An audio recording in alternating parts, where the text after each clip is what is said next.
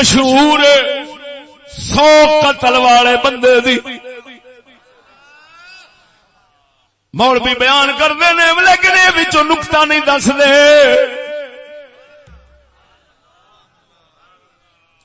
100 قتل ہو گیا جی، دیکھو ہو گیا سی پہلا ایک جاہل درویش بن کے بیٹھا سی، او دے کھل گیا میری توبہ ہو سکتی ہے کہ نہیں؟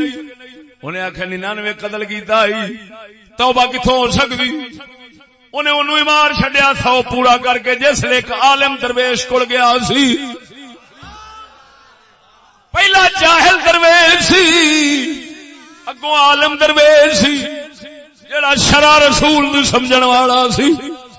او دے کول پوچھدا ہے، او آندا ہے توبہ بندے وچ کوئی رکاوٹ نہیں بن سکتی جنہ چر سورج مشرق لوں چلتا رہنا، جس لئے مغرب لوں چڑھے گا اس نے دروازہ بند ہو جانا، حالے دروازہ کھلا ہے توبہ دا کر لے۔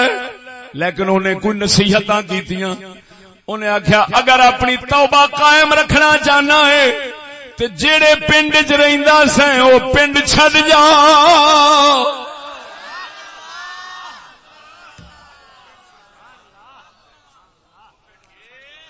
او پنڈ ہی چھڈ جا، او سنگت چھڈ جا۔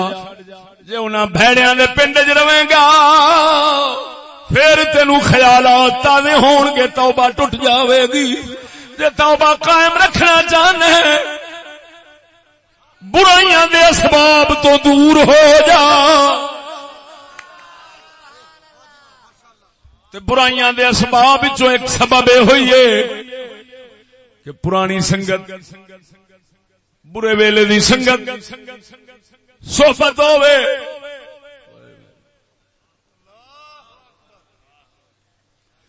تو مڑ سمجھ خیالات اٹھنے شروع ہو، توبہ ٹوٹن دا پھر سبب بن جانا ہے۔ بولو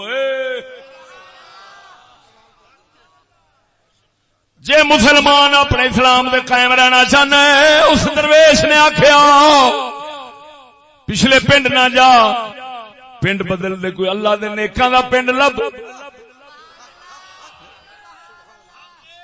جتھے تیری توبہ قائم رہ جاوے۔ ہن ادھر ویکھ او دی توبہ سچی رب دی بارگاہ وچ کدوں بنی؟ جدوں نے آکھیا لے پھر ہر شے چھڈ دتی،